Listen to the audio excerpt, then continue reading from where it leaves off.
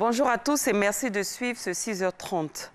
Ce jeudi marque le 4e et dernier jour de la campagne pour l'élection des sénateurs. Les candidats ont cette journée pour convaincre les électeurs dans les différentes régions et les districts du pays. On se rend au palais de la présidence de la République où s'est tenu ce mercredi un conseil des ministres.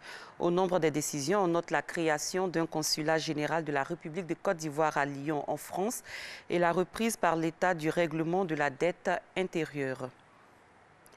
Après le Conseil des ministres, le Premier ministre Amadou Gon Coulibaly a échangé avec la presse. Le chef du gouvernement s'est prononcé sur les résultats de l'Eurobond, l'opération de mobilisation de fonds sur les marchés financiers internationaux. Une opération qui a été fructueuse pour l'État ivoirien.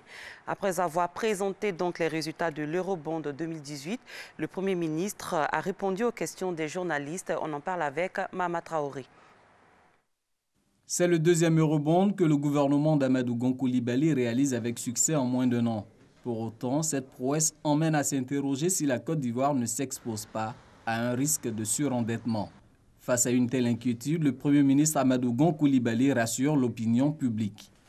Comme un ménage qui, pour l'acquisition d'une maison, va apporter ce qu'on appelle une avance, un élément qui est l'apport personnel, et va recourir auprès d'une banque pour financer le coût de sa maison, s'endetter pour financer des biens que vous allez acquérir et que vous allez exploiter sur du long terme est une chose normale, que ce soit dans la vie des individus ou dans la vie des nations. Tous les pays du monde, pour se développer, pour faire des infrastructures qui sont des infrastructures dont l'exploitation par les populations se font sur le long terme, s'endettent, tout cela est normal. Donc il ne faut pas que le fait de s'endetter soit vu comme étant un problème. S'endetter fait partie intégrante de, je dirais, la vie et de la gestion économique d'un pays.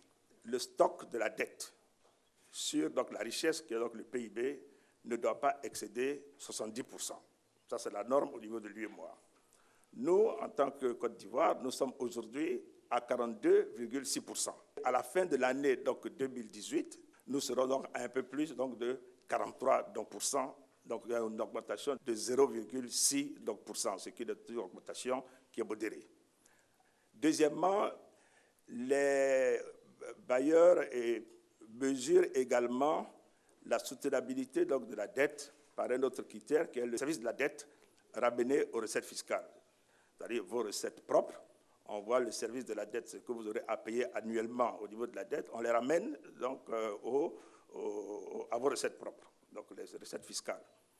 Sur ce critère aussi qui est extrêmement important, nous sommes en deçà du seuil qui est de 18% fixé avec le Fonds monétaire international. Donc je voudrais vous dire que sur tous les critères de viabilité de la dette, notre pays aujourd'hui respecte l'ensemble des normes. Et donc l'endettement que nous faisons est un endettement pour financer des investissements importants qui eux-mêmes vont soit générer la croissance qui permet au pays de devenir encore plus riche, et c'est grâce à cette richesse supplémentaire que nous allons rembourser la dette. Donc il n'y a pas de problème de solvabilité. 1,7 milliard d'euros, soit 1115 milliards de francs CFA ont été mobilisés lors de cet Eurobond 2018. Ce montant va permettre de financer d'importants projets de développement. Le président de la République et le Conseil avaient annoncé un important programme d'investissement dans le secteur de la santé. Je me souviens encore que ce programme a été évalué à près de 577 milliards de francs CFA. Donc, un des éléments importants pour la part de l'année 2018 de ce programme sera de financer, je dirais, ce programme sur les ressources de l'Eurobond. Nous avons aussi, vous le savez, l'école pour tous, qui est un programme important qui nécessite des investissements importants. Il y aura la contrepartie de beaucoup de grands projets d'infrastructures. Vous avez le 4e pont d'Abidjan qui sera financé par la BAD, mais la Côte d'Ivoire a une contrepartie à ce financement. Donc cet élément aussi sera pris en compte dans le cadre de cet Eurobond. Vous vous souviendrez aussi de l'engagement du président de la République de faire en sorte que tous les villages qui ont plus de 500 habitants soient électrifiés. Nous avons aussi une contrepartie et une part nationale dans le cadre de financement donc, de cet investissement important d'électrification au niveau du pays. La réussite de cette opération d'eurobond traduit une fois de plus l'intérêt que suscite la Côte d'Ivoire auprès des investisseurs internationaux. Nous sommes allés uniquement donc sur le marché de l'euro pour nous rendre compte que non seulement ce marché était liquide profond, mais que nous pouvons émettre donc à long terme. Et ce long terme, je veux vous le dire, c'est l'expression d'une confiance extrêmement forte des investisseurs internationaux donc, dans la Côte d'Ivoire. Dans ces chiffres, donc au plan donc, économique, dans ces institutions, la confiance donc, dans le pays et en son avenir. 1115 milliards de francs CFA récoltés sur les 1310 milliards recherchés sur les marchés financiers pour financer le budget 2018. Pour les 195 milliards restants, le gouvernement prévoit de recourir au marché financier sous-régional. Un mot de santé, les bébés siamois nés lundi au CHR de Mans sont arrivés en cours de journée à Abidjan hier. Les sœurs jumelles sont prises en charge par le CHU de Yopougon. Les deux bébés ont reçu dans l'après-midi la visite du ministre de la Santé et de l'Hygiène publique, Raymond Goudou Kofi. Alexis Ouedraogo. Elles sont nées lundi au centre hospitalier régional de Mans. Les jumelles siamoises sont reliées par l'abdomen. Elles partagent une jambe et aussi le foie. Ce mardi, elles ont été évacuées sur Abidjan pour être prises en charge au service néonatal du CHU de Yopougon. La ministre de la Santé, Raymond Kofi Goudou, leur a rendu visite. Les médecins sont unanimes en me disant que nous avons des plateaux techniques maintenant. Nous avons le plateau technique capable de pouvoir soutenir l'intervention chirurgicale qui va se faire. Ils vont programmer l'intervention chirurgicale et nous sommes même prêts, s'ils le souhaitent, à renforcer avec d'autres expertises qui pourraient nous venir de l'extérieur pour les renforcer, pour donner toutes les chances, n'est-ce pas, à cette intervention chirurgicale qui est délicate. L'opération se fera ici même à Abidjan. Elle réunira plusieurs spécialistes. On a fait l'IRM qui a montré qu'ils avaient un foie commun. Chacun a une jambe et les deux autres jambes sont ce qu'on appelle une syringomyélie. C'est une jambe commune pour les deux. Donc quand vous voyez ces enfants, ils ont, si on compte, 3 jambes. Cette intervention chirurgicale va nécessiter plusieurs expertises, dont les chirurgiens digestifs qui vont s'occuper de l'abdomen, les traumatologues qui vont s'occuper des membres, et puis les vasculaires qui vont s'occuper de tous les problèmes des veines et surtout au niveau du foie. Pour l'heure, leur pronostic vital n'est pas engagé. L'occasion pour la ministre d'inviter les femmes enceintes à respecter les visites prénatales. Si elle avait fait ses examens prénataux, si elle avait fait ses échographies, si elle avait tout fait, on aurait vu très tôt. Et à ce moment, les médecins auraient été capables de poser le bon diagnostic. Mais quand on arrive tard, voilà un peu les conséquences. Le dernier cas de siamois connu en Côte d'Ivoire date de 2014. L'opération réalisée avec succès a permis de garder les 2 enfants en vie. La forêt d'Anguédédou est perçue comme le poumon vert de la ville d'Abidjan. Quelle est son importance pour les populations et quelles sont les menaces qu'elle subit? Christelle Menon nous fait découvrir cette forêt moins connue mais 3 fois plus grande que la forêt du Banco. Suivez son reportage. Marcoré, planté en 1998. Acajou, planté en 1977.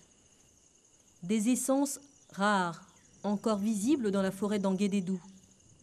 C'est à Abidjan, à 2 km sur l'autoroute du Nord. Anguédédou, c'est avec le parc national du Banco, le poumon vert d'Abidjan. Un havre anti-pollution, un véritable puits de carbone de plus de 8000 hectares. En 1943, sa superficie avait été évaluée à plus de 11 000 hectares.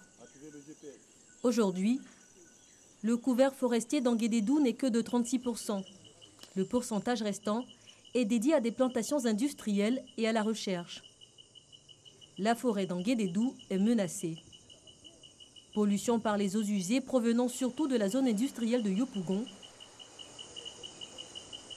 Urbanisation galopante. Nos limites sont parties en fumée. Vous voyez les maisons qui sont là. On détruit au fur et à mesure nos limites de terres plantées depuis des années pour la construction de maisons. Menacer la forêt d'Anguédédou en la déboisant, c'est prendre le risque de manquer d'eau potable. Sous ces arbres, une importante nappe phréatique. 17 forages permettent d'alimenter en eau potable la zone d'Abidjan Nord. Pas d'arbres, pas d'ombre. Et sans ombre, la terre se dessèche plus rapidement et durcit, empêchant ainsi le forage de fonctionner normalement. On dit qu'il est ensablé. Pour protéger cette nappe phréatique et assurer la distribution d'eau potable à Abidjan Nord, il faut reboiser. Quand nous avons des surfaces qui sont dénudées, décapées, tout de suite, notre objectif, c'est de chercher à recouvrir le couvert de ce sol-là. En 2015, nous avons reçu des élèves d'une école. On leur a proposé la parcelle pour un reboisement. Après 3 ans, je crois, nous avons les arbres qui sont en train de se développer. Une étude de 2015 a recensé 186 espèces végétales dans la forêt d'Anguédédou. Des espèces à préserver pour espérer contenir la pollution de l'air abidjanais et fournir de l'eau potable à près de 9 millions de personnes. À l'étranger, un sommet de l'Union européenne se déroule aujourd'hui et demain à Bruxelles. Au menu, le Brexit, la réforme de la zone euro voulue par le président français Emmanuel Macron et aussi des débats sur la réforme de la politique commerciale de l'Union européenne. En Syrie, pour la première fois depuis le début de l'offensive des troupes gouvernementales contre la Ghouta orientale de Damas, un accord a été trouvé avec des rebelles et leurs familles pour évacuer les poches de Harasta.